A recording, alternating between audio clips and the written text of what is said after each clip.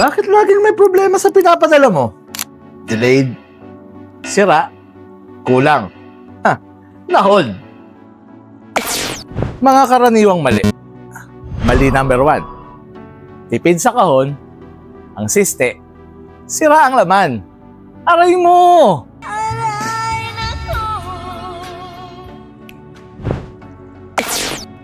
Mali number 2. Walang proper label.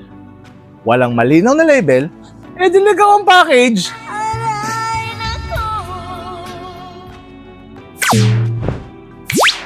Mali number 3. Bawal pala ipadala. Hindi chinek kung pwede. Ayan tuloy. Na-hold. Aray mo na naman!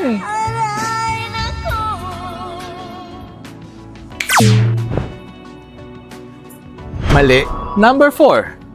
Maling declaration. Sabi mo brand new. Used pala pinadala mo. Yan, nahassle tuloy. Nag-cost ng delayed. Kasi aalisin yan. Aray mo!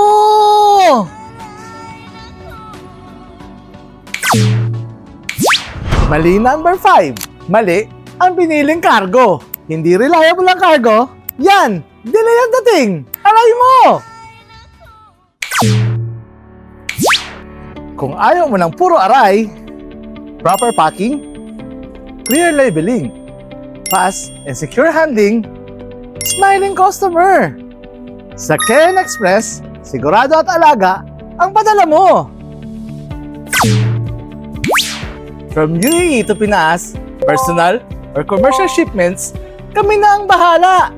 Ken Express, padala mo, panalo. Kung ayaw mo makarinig ng ganito, Maestro!